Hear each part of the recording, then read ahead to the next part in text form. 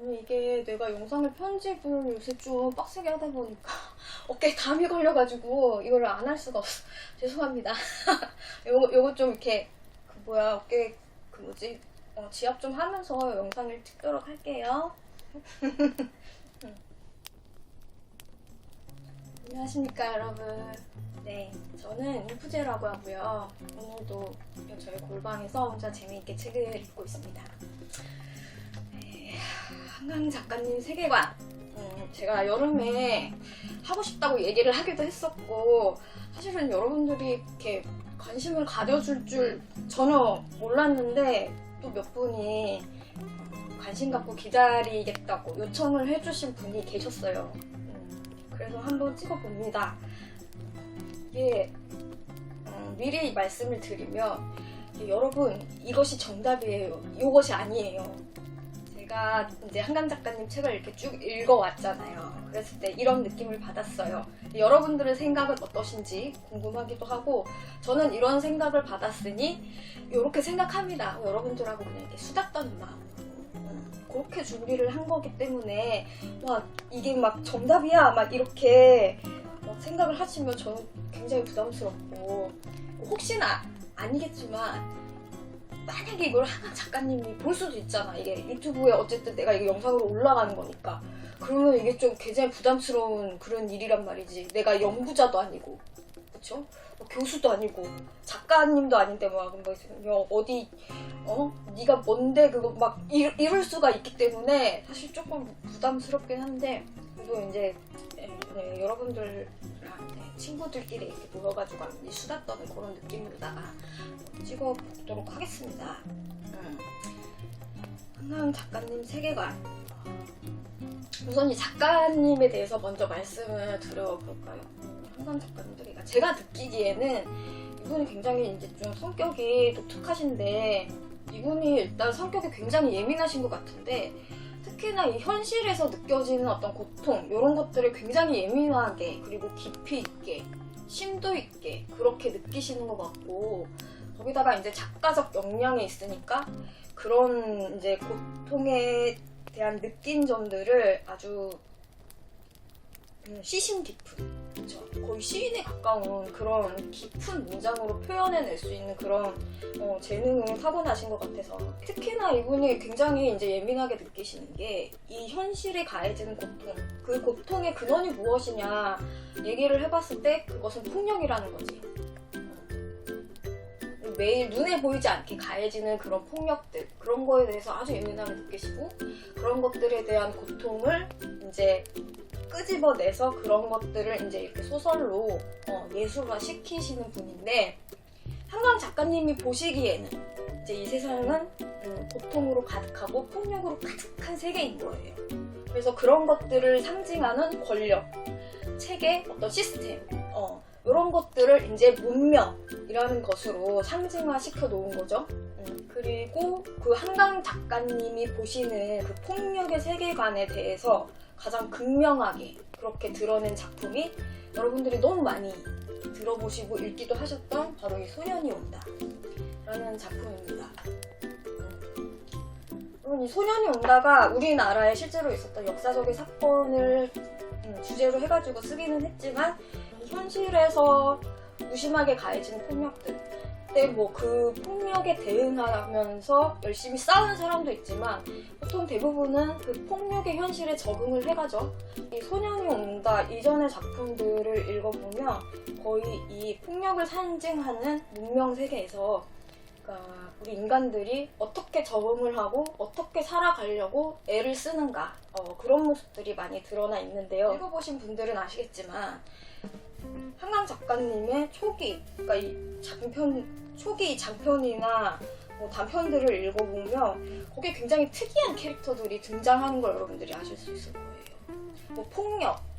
폭력에 대한 고통을 예민하게 느끼는 것, 그런 것들은 이제 한강 작가님 작품에서 쉽게 느낄 수 있죠. 근데 도대체 이 이상한 캐릭터들은 뭐냔 말이지. 뭐 예를 들면 요 초기 작품이었던 내 여자의 열매에서 나오는 이 단편 내 여자의 열매를 봐도 이 여자가 어느 날 이렇게 몸에 멍이 들더니 어느 날 식물로 변하고 열매를 맺어. 진짜 열매가 돼요. 뭐 그런 캐릭터도 나오고, 그리고 여수의 사랑에서도 어항에다 물고기를 키우면서 이상하게 여수 바다에 대한 얘기를 계속 하는 그런 여자 캐릭터가 등장을 하죠. 그리고 초기 장편은 검은 사슴, 여기에서도 여자 캐릭터가 나오는데 그 여자도 이 현실 세계에 잘 적응을 못해요. 사회생활도 잘 못하고, 그리고 빨개 벗고 막 이렇게 길거리에 돌아다니고 막 이런 이상한 캐릭터들이 나온단 말이에요. 그러니까 얘네들이 뭐냔 말이지. 그쵸? 읽으면서 이상하지 않았어? 얘네는 도대체 뭐냐? 뭐 이런 애들이 계속 나오냐? 이 이상한 캐릭터들이 이제 한강 작가님께서 이제 초기 요런 소설들에서 이제 많이 등장을 시켰던 이런 폭력을 상징하는 문명 있죠? 그 문명에 대비되는 그 야생을 상징하는 캐릭터들입니다. 그 현실의 폭력을 지나치게 예민하게 느끼고 그 현실에 적응하지 못해서 현실에서 미쳐 돌아버린 애들, 그쵸? 그런 애들인데, 이 한강 작가님이 이야기하고 있는 그런 야생에 대한 문명에 반대되는 야생에 대한 캐릭터가 가장 극명하게 드러난 작품이 채식주의자 되겠습니다. 그러니까 이 소년이 온다의 가장 대척점에 있는 작품이 되는 거죠. 채식주의자. 그렇죠? 폭력의 가장 대척점에 있는 야생. 이렇게 해서 두 책이 대비가 되는 거예요. 여기에 보면 영혜라는 캐릭터가 나와요. 근데 이 영혜라는 캐릭터가 되게 특이해요. 본인이 식물이라고 생각해요. 그래서 처음엔 육식을 점점 거부하다가 나중에는 결국 먹는 것 자체를 거부하고 본인이 이제 나무라고 생각하는 그런 캐릭터가 등장을 하죠. 그러니까 이 영혜라는 캐릭터가 여기서는 그 야생을 대표하는 그런 상징적인 캐릭터가 되는 거고, 이제 여기에서도 이제 그 보통의 우리처럼 그 현실의 폭력에 어느 정도 이제 적응을 해서 거기서 자기 살 길 잘 찾아가는 그런 캐릭터들이 나와요. 이제 그 캐릭터가 영혜의 남편, 그리고 영혜의 친언니, 그렇게 되는 거고, 여기서도 그 현실 세계의 폭력 그 자체를 상징하는 이제 이 영혜와 그 영혜 언니의 아버지. 이렇게 해가지고 이제 각각의 캐릭터들이 맡고 있는 역할, 그 상징하는 역할들이 있어요. 그렇죠? 그리고 이제 여기에 또 이제 다른 특이한 캐릭터가 나오는데, 형부라는 캐릭터가 나오죠. 그러니까 영혜 언니의 남편인 거죠. 이 남편. 그러니까 영혜의 입장에서 보면 형부가 되는 거고, 형부의 입장에서 보면은 영혜는 처제가 되는 거예요. 그래서 처제와 형부의 관계인데, 이 형부의 직업이 좀 특이해요. 직업이 미디어 아티스트야. 이렇게 카메라로 막 이렇게 예술 작품을 찍어가지고 활동하는 그런 예술가인데, 이 형부 캐릭터가 자꾸 이상하게 자기가 식물이라고 생각하는 이 영혜, 그 처제죠. 이 처제의 한테 끌리는 거야. 그쵸? 그러니까 이거는 무엇을 이야기하느냐. 그러니까 이 예술가라는 이 직업이 특이한 건데, 이제 한강 작가님은 주로 이제 예술가를 어떤 식으로 사용하냐면, 이 폭력의 현실 세계와 이 야생의 그 세계에서 그 중간에 있는 역할을 이 예술가를 통해서 이 폭력의 세계도 볼 수 있고, 이 야생의 세계도 아주 민감하게 바라볼 수 있는 그 중간자적인 그런 역할을 하거든요. 그러니까 이 형부는 지금 이 가운데에서 이 현실에 적응해서 살아가는 그 자기 부인보다 아예 야생 쪽에 가까운 이 처제가 더 끌리는 거지. 그러니까 이 폭력보다 야생, 그 자연 상태가 더 끌린다. 그렇게 보시면 돼요. 이제 그것이 이제 한강 작가님의 전체적인 이제 세계관이 되는 거죠. 그러니까 요 채식주의자의 그런 세계관들이 아주 잘 드러나 있어요. 그래서 이게 이제 그 외국에서 이제 북커상을 타지 않았나 그런 생각이 듭니다. 이렇게 해가지고 이런 예술가들이 어떤 야생이나 그 폭력을 바라보고 있는 그런 작품들이 이제 몇 개 있는데, 이제 그게 이제 요 그대의 차가운 손이라는 작품은 아예 이거는 그 예술가가 주인공이에요. 네. 그래서 이제 그 야생과 폭력을 중간에서 이제 이렇게 바라보고 있는 그런 캐릭터로 등장을 하고요. 그리고 요 히라모 시간도 이제 서로 상처가 있는 두 남녀가 이 예술을 통해서, 그러니까 여기에서 이 히라보 시간에서의 예술은 이제 언어가 되는데요. 이제 그것이 이제 문학하고 연결이 되는 거겠죠. 근데 가장 오래된 언어인 히라버, 고대 그리스어라고 합니다. 히라버를 통해서 이제 서로 만나서 서로의 이제 그런 상처를 이렇게 마주보는 그런 작품이 아닌가. 이게 히라보 시간이 굉장히 헤비해요. 여기에 이제 그 한강 작가님의 그 고통에 대한 심연의 문장이 정말 가득 들어 있어서 이게 장편 소설이거든요. 근데 이 장편 소설 치고는 이게 볼륨이 이렇게 좀 얇잖아요. 그래서 뭐 이거 금방 읽겠네 싶어가지고 시작했다가 이거 한 권 읽어내는데 그 정신적인 그 나의 정신적인 체력이 웬만한 대하소설 읽는 것보다 더 힘들었습니다. 굉장히 깊은 그런 고통의 느낌을 여러분들이 이거를 읽으면 느끼실 수가 있어요. 한강 작가님의 세계관에서 예술가 그리고 예술이 차지하는 역할에 대해서 그런 것들에 대해서 이제 좀 심도 깊게 쓴 그런 작품이 아닌가. 그러니까 이 여수의 사랑은 이런 현실에 적응하지 못하고 약간 이렇게 정신이 나가 있는 그런 야생의 캐릭터들이 어떻게든 현실에서 적응하고 살아가려고 하는 그런 정말 치열하고 잔혹한 성장 소설이 되는 거고, 그리고 이 내 여자의 열매는 결국 그런 현실을 견디지 못하고 그러니까 열매가 되어버린 거죠. 아예 야생으로 가버리는, 그렇죠. 현실을 외면하고 현실을 버리고 아예 야생으로 가버린 그런 책이 되는 거죠. 이렇게 해가지고 한강 작가님의 세계관이 완성이 돼요. 그래서 현실의 폭력과 그 야생의 자유로움, 그리고 그 안에서 그것을 동시에 느낄 수 있는 예술이라는 것을 대표하는 그 예술가 캐릭터, 이렇게 해가지고 이렇게 세계관이 만들어졌죠. 그럼 여기서 이제 한강 작가님이 이 세계관을 통해서 얘기하고 싶은 게 뭔가, 그거를 이제 우리가 알아야 되잖아요. 그러니까 결국 이 폭력의 세계를 버리고 이 내 여자의 열매처럼 이렇게 열매가 되라는 거냐, 이제 또 그거는 아니라는 거죠. 그렇다면 이렇게 이제 여수의 사랑처럼 이렇게 치열하게 이렇게 고민하고 힘들게 성장해야 될 필요가 우리가 없는 거잖아. 아예 놓고 가버리면 되는 거니까. 그렇지만 우리는 그러면 안 되고, 이 폭력의 현실에서 어떻게든 그 폭력을 견디면서 하루하루 살다 보면 이제 또 사라진다.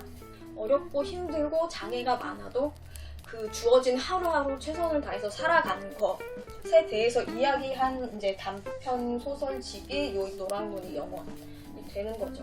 그래서 제가 이 책을 굉장히 좋아합니다. 뭔가 내가 생각하는 이 세상을 살아가는 데에 대한 어떤 가장 맞는 그런, 저의 기준에서는 이 책이 가장 현실적인 책이 아닌가 라는 생각이 많이 들었어요. 그래서 이 책이 저의 인생책 중에 하나인데, 그리고 되게 아이러니하게도 요 세 책, 그리고 소년이 온다? 폭력의 세계관, 그러니까 이 네 권의 책을 하나로 가장 이렇게 묶어서 장편화시킨 그런 책이 나는 오히려 이 초반에 한강 작가님이 작업을 하셨던 이 검은 사슴이 아닌가. 읽으면서 그런 생각을 많이 했거든요. 여기에도 그 인선이라고 해가지고 그 이상한 깨알 받고 다니는 그 언니, 그 야생녀, 저는 야생녀라고 부르거든요. 야생녀 캐릭터가 나오고, 그거를 이제 바라보는 그 예술가, 여기서는 이제 저널리스트, 기자인 거죠. 그 캐릭터가 나오고, 그다음에 이 야생녀를 이제 좋아하는 그런 남성 캐릭터도 나오고, 여기서 보면 그 깨알벗고 다니는 그 언니 있잖아요. 그 야생녀가 어느 날 사라져요. 그러니까 이 언니가 야생으로 돌아가버린 거예요. 내 여자의 열매처럼. 야생으로 돌아갔는데 이 예술가하고 이 남자하고는 이 야생녀를 이제 찾으러 가는 거예요. 그래서 이 야생녀가 어디로 사라졌겠다 싶어가지고 그 갈만한 곳에 가는지, 거기가 이제 그 광산이 있는, 그러니까 예전에 광산이었던 그 마을인데, 근데 여기서 이제 이 소년이 온다처럼 그 폭력의 세계가 드러나고, 거기에서 이제 역사성이 또 드러나죠. 우리나라 그 광산업에서 있었던 그런 역사적인 사실들이 드러나면서, 거기서 이제 그 광부들이 어떤 식으로 그 폭력에 대처해서 살아남거나 혹은 살아남지 못했거나 그러했는지, 그런 것들을 또 대변해주는 사진 기자 캐릭터도 나오고, 그리고 요 이제 야생녀를 찾으러 간 두 캐릭터는 거기서 야생녀를 찾지 못하고 거기서 사고가 나는데요. 막 알아 죽을 것 같던 이 남자 캐릭터는 멀쩡하게 살아있고, 어떻게든 살아보려고 막 노력하던 이 예술가 캐릭터는 사고를 당해가지고 굉장히 큰 수술을 하고 막 사경을 헤매고 아무튼 그렇게 있고, 결국 이 생과 사는, 그러니까 나의 노력대로 되는 것도 아니고 결국은 그 하늘의 뜻대로 되는 것이죠. 그래서 요 노랑무늬 영혼과도 이렇게 좀 연결되는 그런 부분이 있지 않나. 이 노랑무늬 영혼에서도 보면 그런 게 있거든요. 그러니까 내가 맨날 아프고 골골하고 죽을 것 같고 힘들고 그런 사람들은 보면은 뭐 오래 살아남아요. 근데 막 당장 막 되게 힘차고 밝고 그런 사람들이 뭐 병 걸려 죽고 막 갑자기. 그래서 오히려 삶에 별 의지가 없는 사람이 살아남아가지고 막 뭐 그런 내용들이 나오거든요. 그러니까 이런 것들이 어떤 그러니까 현실에서 일어나는 일은 결국 어떻게 될지 모른다는 거죠. 그러니까 거기서 장애가 있더라도 우리는 그냥 하루하루를 살아갈 뿐이다 라는 그런 한강 작가님의 세계관에 대한 결론을 어떻게 보면 허무하죠? 잘 보여주는 그런 작품들이 아닌가. 그리고 이제 요 소년이 온다 이후로 쓰신 작품이 이제 요 바람이 분다 가라, 요거랑 그다음에 요 작별하지 않는다, 그리고 제가 아직 흰이라는 작품은 읽지 않아가지고 요 두 개인데, 이제 바람이 분다 가라는 이제 이 작품을 쓰면서 이제 한강 작가님이 본인의 이제 스타일이 생겨요. 자기만의 작법. 그러니까 특히나 그게 되게 굉장히 이제 깊게 보여준 작품이 아까 제가 보여드린 그 히라고 시간인데, 그러니까 이 검은 사슴이라는 요 초기 장편을 이제 그 어느 정도 완성된 본인의 이제 작법으로 풀어쓴 그런 작품이 이 바람이 분다 가라가 아닌가. 여기서도 이 검은 사슴에 등장하는 것처럼 황황님이 그동안 만들어왔던 세계관을 상징하는 캐릭터들이 전부 나오고, 그리고 이 소년이 온다처럼 그 안에 역사성을 띠는 사건을 가지고 이야기가 굉장히 흥미롭게 펼쳐지는 그런 책이고요. 그리고 작별하지 않는다, 이 책도 요 바람이 분다 가라에서 조금 더 이제 역사성이 두드러지는, 요거는 제주 4.3 사건에 대해서 이야기하고 있는 거죠. 그러니까 이 소년이 온다를 요 한강 작가님의 이제 그 폭력의 세계를 이제 완성된 한강 작가님의 그 작법으로 풀어낸 그런 책이 아닌가 싶은 그런 느낌이 듭니다.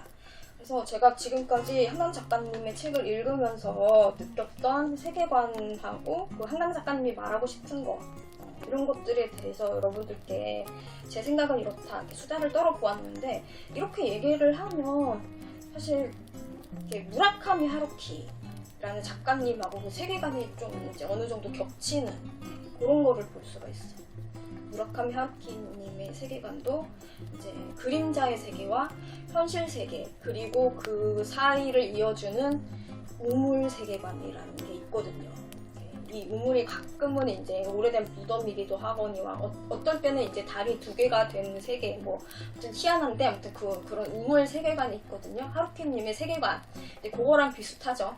그러니까 여기서 그림자의 세계는 이제 야생의 세계가 되는 거고, 그 현실 세계 는 이제 그 한강 작가님이 말하는 이 폭력 문명의 세계가 되는 거고, 그리고 그 우물이 이제 그 예술가, 그 현실과 야생을 이어주는 그 예술가가 되는 거죠.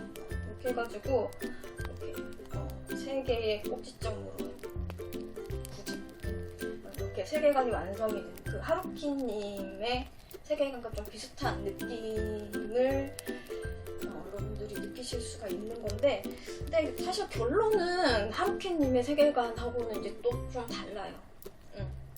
그래서 한강 작가님이 내는 이제 결론은 저는 하루키님보다는 이제 그 미국의 폴 오스터라는 작가, 이분은 굉장히 이제 좀 낙천적이고 긍정적이고 되게 유쾌한 작가인데, 이분 한강 작가님은 굉장히 좀 우울하고 깊고 심도 깊고 막 되게 마음이 아픈 막 그런 책들이잖아요.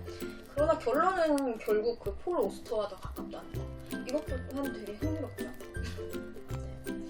자, 이렇게 해가지고 제가 지금까지 한강 작가님의 책을 읽으면서 느꼈던 한강 작가님이 이야기하고 있는 세계관과, 그리고 각각의 캐릭터가 상징하는 그 어떤 것들, 그리고 한강 작가님이 그 세계관을 통해서 이야기하고 싶은 것, 이런 것들을 한번 이야기를 해봤어요.